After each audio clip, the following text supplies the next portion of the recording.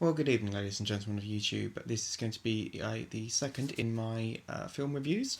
Tonight we are going to be talking about The Dark Knight Rises. I wanted to do a review of it, having seen it a couple of days ago, um, but I wanted to give it a couple of days to have, to allow the film to sort of go around in my noodle a bit, allow me to have some thoughts about it, etc. Now, I will say in this, I am not going to spoil everything. I'm going to try very, very hard to not include any details that could be construed as spoilers, but I will talk about general themes of the film, general thoughts about the actors, the characters, and all the rest of it. So, for a basic plot summary at the beginning of the film, when the film starts, continuing on from the end of The Dark Knight, obviously at the end of The Dark Knight, I am assuming that you've all seen it. If not, here's a spoiler point. You may want to skip ahead for 30 seconds or something. At the end of The Dark Knight, as we all know, we have Harvey Dent has, after the accident in which he becomes the character of Two-Face and, has killed a number of people, threatened Commissioner Gordon's son.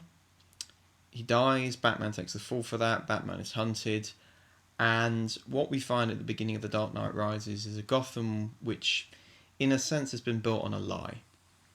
So there's reference very early in the film made to this thing called the Dent Act, which was passed in light of Harvey Dent's death, which has allowed them to lock up a large number of criminals without parole, without any actual evidence doing it. It was almost like a blank check to sort of put them away.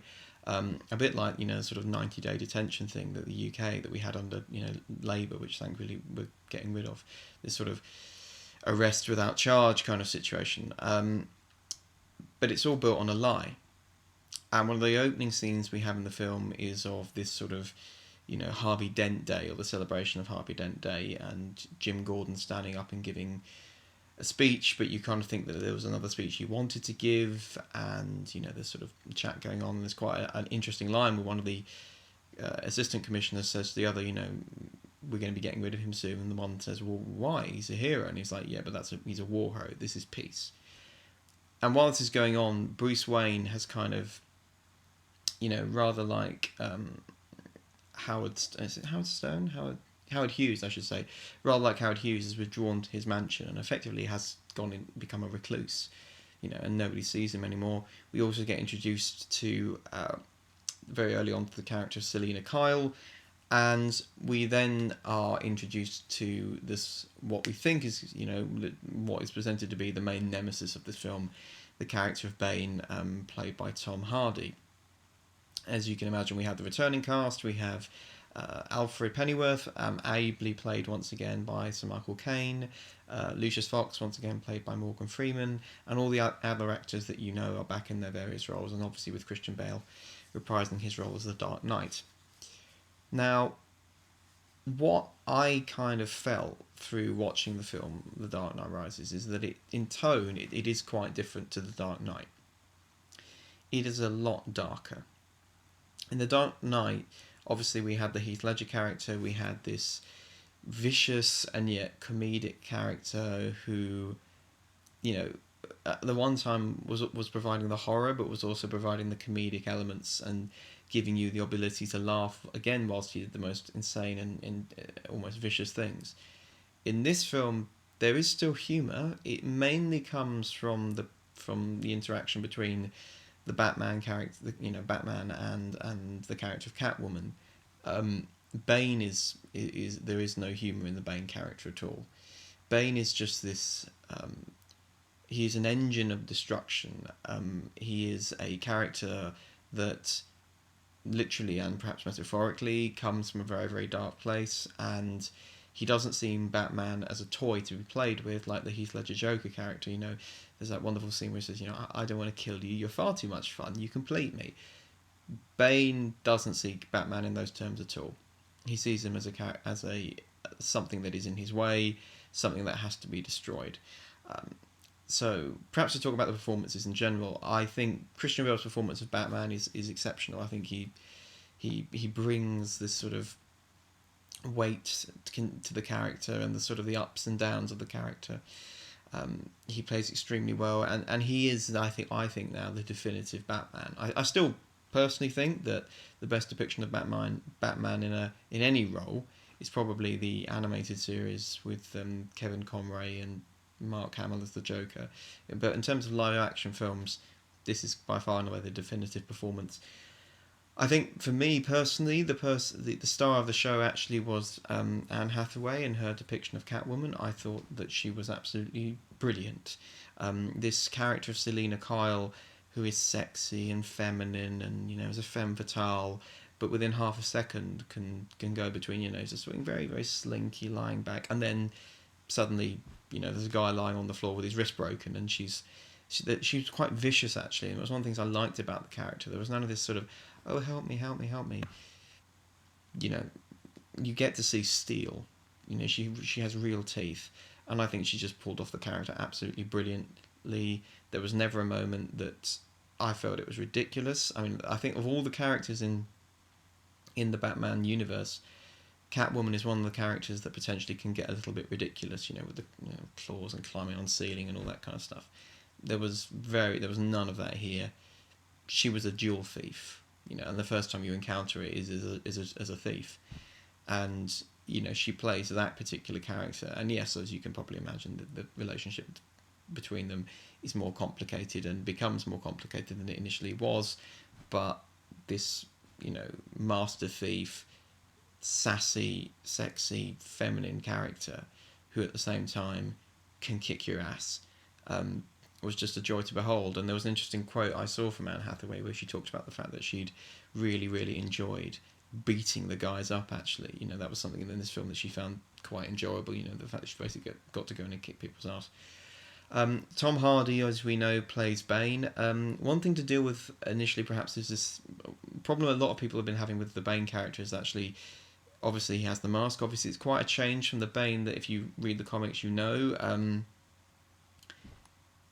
I think they've taken more dramatic license with the Bane character, perhaps, than anybody else. But one of the things I felt about the Bane character was the physicality that Tom Hardy brought to the role is extraordinary. I mean, when of all the actors in Hollywood at the moment, Tom Hardy seems to me to be going through the most bodily transformations, because obviously we had Warrior, in which it was more sort of ultimate cage fighting and that kind of thing, and he was extremely buff and very very toned and all the rest of it. And then in 3 months he had to become Bane, and the dedication to transform your body type from that to the Bronson-esque character that we see in Bane, but he's bigger than he is in Bronson.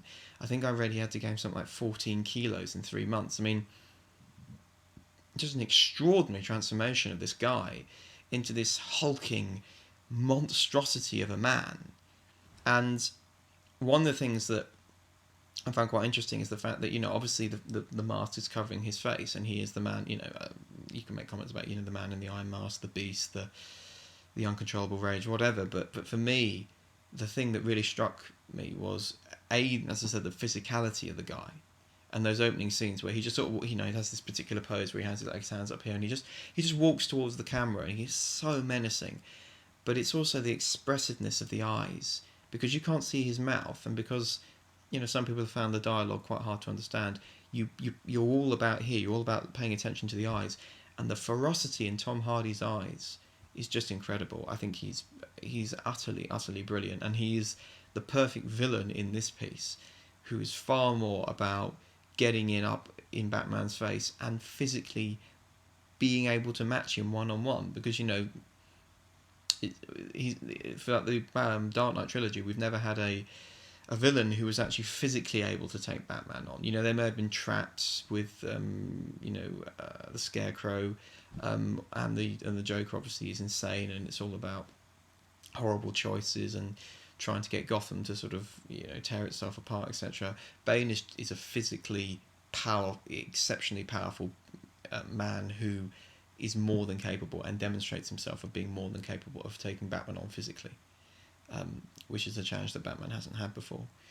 But there are a lot of other themes sort of going on in this film. The idea that they all come from the same kind of place. You have the character of John Blake, who is almost sort of a version of Bruce Wayne again. This idea of and you discover more about him, and you see that he himself is a path that Batman could have taken. You find out that again Bane similar kind of backstory-ish to Batman, different kind of path, and you almost sort of get this sort of flicking through of the sort of what could Bruce Wayne have become had he not decided to become Batman, and had he not decided to become this, a man who is committed to justice and taking care of those who cannot take care of themselves. Um, Looking to other performances, I would say that Gary Oldman once again is superb in this understated role as Jim Gordon, who, along with Alfred, I think are really the heart of the piece. Um, Obviously, we have Marianne and Cotillard in there, who as one of the board members, and her character has some there's some interesting things you sort of learn as about her as the things go on. But for me, a couple of things again that stand out. One again just the physicality of the film, and the fact that when Bane and Batman are going up against each other, you're right inside those fights, and they are so powerful, and you can just hear things being punched and kicked and broken and all the rest of it's going on, and you just find yourself being sort of, the physicality of it can almost be oppressive at sometimes. I felt, you almost want to look away. It can be brutal. Turning to other points of the film, one of the criticisms a lot of people have with it is that it's effectively, it's a 3-hour film, and when you get to sort of the midway points, there are sort of plot points going on about board meetings and share transactions and all this sort of stuff. And people are saying, well, what has this got to do with it? You could cut that out. I totally and utterly disagree. I think Christopher Nolan has created a film here where he takes a huge number of disparate threads. There are references in there to the financial crisis. There's quite an interesting scene with a Gotham Stock Exchange, etc. There's a wonderful little dialogue where one of the brokers, Bane, breaks into it, and one of the brokers says to him, what are you doing? There's no money here. And Bane says, well, you're here. With that sort of, there's some interesting sort of bits there actually, and perhaps I'm wrong. Perhaps there is more humour in the Bane character than I see, and perhaps it's just a vicious sort of Nietzschean humour. But I don't think the film was too long at 3 hours. I could have happily sat through 4 hours of this film. I thought the gadgets, etc., were absolutely fantastic. I thought the fact that they had CGI, but they had a lot of actual physical elements, and there are some stunt scenes in there. There's one particular one quite early in the film, which are just amazing. And you watch it and you think, how on earth do you actually go about coordinating something like that and about making something like that work and not having people die while you do it? So, all in all, that was all fantastic. In terms of the look of it, it's beautifully shot. The Hans Zimmerman score is just wonderful and rouses and gets you up. But the thing that really impressed me, and the moments where I knew I loved this film, and that I was going to be happy to say it's one of the best films I've seen this year, it blows everything else out of the water, was there were a couple of moments where something would happen, or someone would say a line, or someone would land in a particular pose, or something like that would happen, and I would just grin. And I found myself just grinning in the cinema thinking, that's amazing. I love that. I am so committed to this film now. I am totally with you. I was slightly worried maybe about an hour and a half in, but I see where all the plot threads are coming together. I understand where this is going. And, the way that they take the Batman character, the way that they take, him from his highs to his lows, to his highs to his lows, all the rest of it, is just wonderful. And there are also the scenes with him and Alfred, which are actually very, very touching. And there's one particular scene where Alfred talks to him about the fact that he didn't want him to come back in a weird way. He actually wanted Bruce Wayne to go off and have a life and not be this Howard Hughes character rattling around in this old house with no one to take care of him, and how he feels like he's failed almost in his duty to Bruce's parents, that he wanted to make him better. So I think The Dark Knight Rises is an absolutely fantastic film. I would definitely go and see it. A lot of people had sort of spoken about the ending and some reviewers unfortunately have spoilt it or tried to spoil it. Well, what I would say is this: I don't think the ending is definitive at all. I think it is totally up to you as a human being and what you bring to it and what you decide that you want it to mean. It can mean for you. I think the fact that Nolan has left it open is something that I think it's just his style. I think if you've seen Inception, for example, similar kind of situation at the end there. Again, open to interpretation. You can make the film of what you want of it. But I like that because we don't always have to get the Star Wars ending. We don't have to have everybody stand there getting medals with Chewie going. We don't need. That was terrible. But we don't necessarily have to have that. We're grown up enough to accept the fact that there are sometimes that the director will actually ask me or you, the audience, to make choices about what you thought happened, etc. And a grown-up filmmaker who is prepared to challenge you and make you think when the twists come, and there are certainly one or two big ones. I certainly didn't see one of them coming at all. Totally shocked me, blew me off course completely, and I thought, wow, they took it there. I didn't see that coming at all. Fantastic though. If you don't like thinking men's superheroes, if you're not a fan of things like Sherlock, etc., if you're not a fan of that kind of genre, sort of, high level intellectual detective stories, etc., you probably aren't going to like this film. Because it's not all just people punching each other. If you want to watch people punching each other, go and watch Michael Bay F the Frame and, watch some crud like Transformers. But if you're interested in a film which deals with lots of different themes, which deals with the themes of abandonment, themes of betrayal, themes of rebirth, themes of finding oneself and learning how to overcome, and that line from the first Batman film, from Batman Begins, that line, why do we fall down? And and answers that question, I think, in a very satisfying way. So yeah, bit of a long rambling review, but The Dark Knight Rises is a fantastic film. Do go and see it. Obviously, unfortunately, the film itself has. Some people said it's been slightly tainted now by what happened in Denver, Colorado. I think that's wrong. I think the film itself is a work of art and should be seen as a work of art, aside from what idiotic, stupid, revolting people in this world decide to do. I think you owe it to yourself to see this film and to not take any baggage in with you. I would see the first two before you watch this film, because there are cameos and there are some little appearances and little nods to other characters that if you haven't seen the first two, or if you're not particularly familiar with the Batman universe, you may not understand. But all in all, it's a 10 out of 10. It's the best film of the summer, and I thoroughly recommend everyone to go and sees it.